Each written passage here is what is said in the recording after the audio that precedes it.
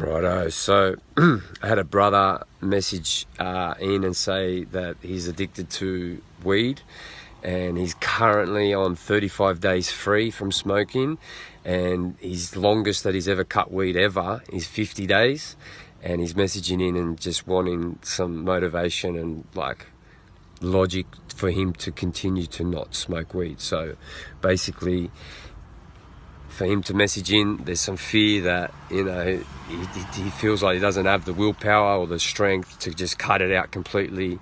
It's always going to be in the back of his mind. He's counting days. So he's really fixated on not smoking, which actually makes him fixated to smoke.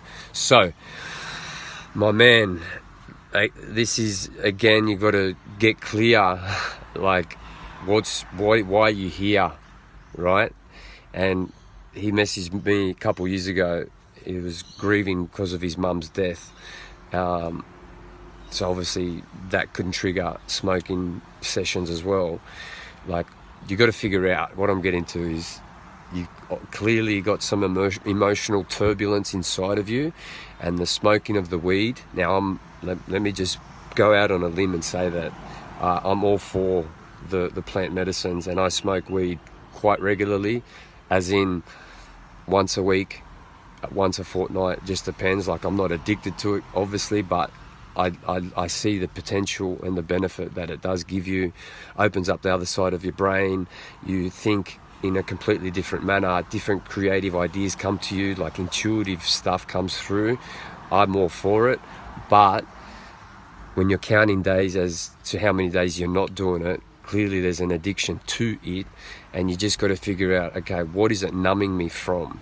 Because when you do it every single day, it's not like you're using it to get creative and intuitive and all this wisdom. No, when you're doing it every day, it's an addiction, which means you're numbing pain. You're numbing some kind of sensation that your body's trying to tell you to feel. And just remember, Carl Jung said the best thing about emotions, and he said, feelings are the language of the soul. So basically, your soul is trying to communicate to you through feelings, and it's basically the last resort, right? So in my instance, when I had feelings of depression and negativity and then eventually suicide, that's my soul telling me, Shane, what you're doing here in London is clearly not working with the mindset you've currently got. And that mindset was, I couldn't be by myself, I need company, I need friends, and it was just a complete mindset that was creating the mess.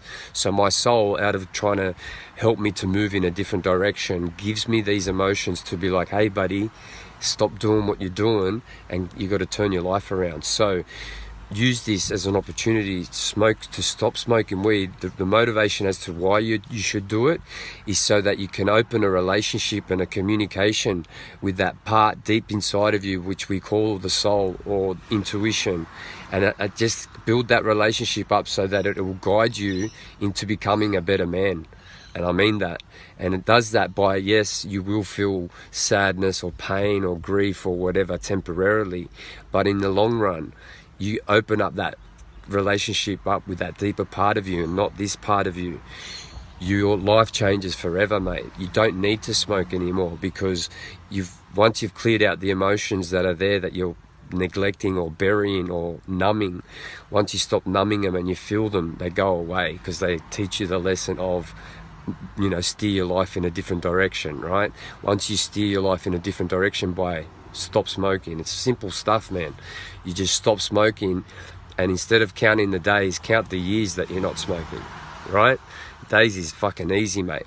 I haven't drunk, when I went vegan, I didn't drink alcohol for the 5 years fully, and so this is the 6th year, and I had my first drink maybe 3 weeks ago. I had a Jack Daniels and Coke with Johnny. We were out. I was like, yeah, why not?